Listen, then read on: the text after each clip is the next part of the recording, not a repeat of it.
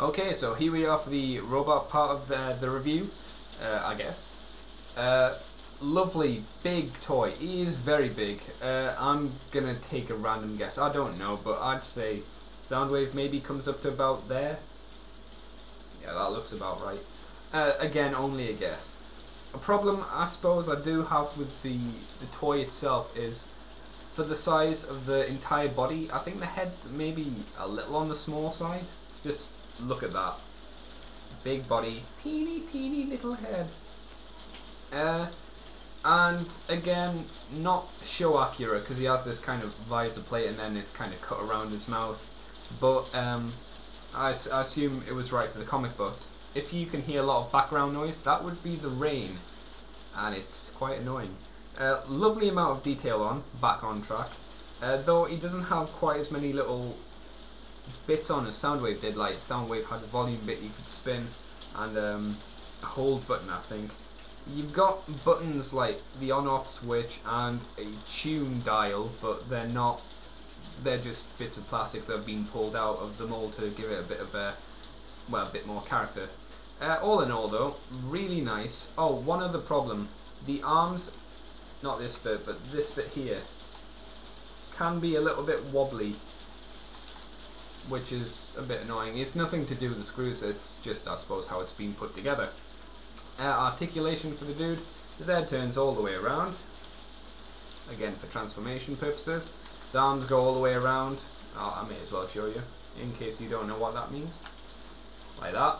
His fists also twist, which is quite nice. You can, if you want to be clever, for his transformation you pull this out and you twist it around and push it back in, but you can, I suppose, get it in kind of maybe dynamic poses or something. I'm not just kind of fishing for things.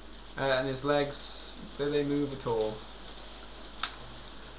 They don't look like they move, and I'm not willing to try. I mean, they kind of have that going on, but if you want him doing the splits, you can do.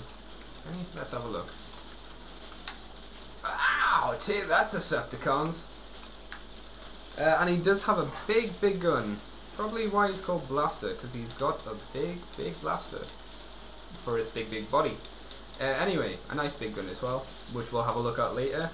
We'll move on to Steeljaw now, and this is the way you're supposed to have him if he's in robot mode. I suppose it's a nice amount of detail they've got on him. Still, I prefer Ravage, probably because he's black, and if you're playing with the Steeljaw here, for his transformation his head kind of twists, and that can, you know, if you just nudge it, it can kind of go out of place.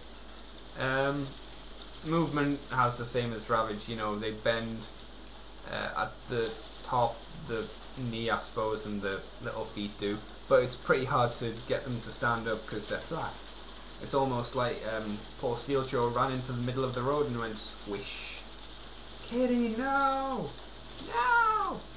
So, you know, this is why I'm not too fond of Steeljaw. I mean, he's alright, I suppose. I would have preferred Eject or Rewind to be with Blaster instead of Steeljaw, but, you know, whatever. So we'll move on to the detail part of the review, and then that should be me done. Okay guys, I'll see you in a moment. Okay, so here is the detail part of the review. So we'll just bring Blaster in closer, so we can put your gun down, mate. And there you go, this is the kind of face I meant. You see how his, like, not visor, faceplate's being cut open so you can see his mouth. And he's also got a little chin, which you can see there. Again, nice detailing here across the helmet. It's not just a plain grey bit sliding across. They've put some detail into that, as you can see here as well. Sort of, we'll put them into the light. There we go, that's better. You can see this little bit just along there, which is nice, and a giant Autobot symbol. Again, very nice detail. Try and get the shot of the tuning thing. Ah, that's better. You can see a lot more detail here, like little squares have been put into him. That's the little tuning dial there, which I was talking about. You know, nothing major, but it's there.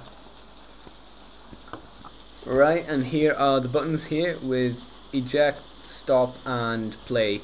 It's hard to see, but you know, you can just make out some words along here. Maybe if I fiddle around with the focus.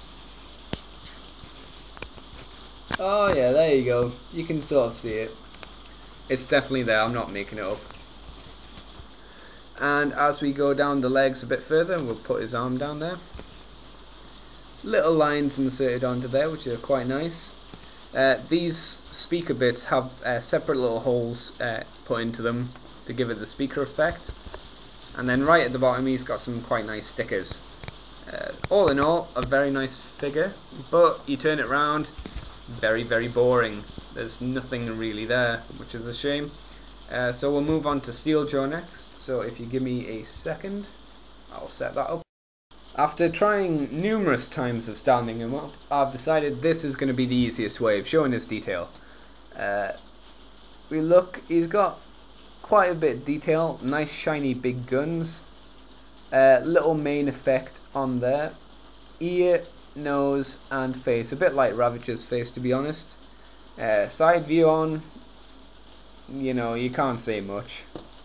Why would you say anything to be honest? We flip him round.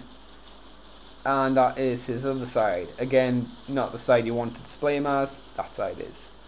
That's all I can say about Ravage. Not Ravage, what am I saying? Steeljaw. All in all, this Takara issue is a really, really good one. Unfortunately, it's quite rare now.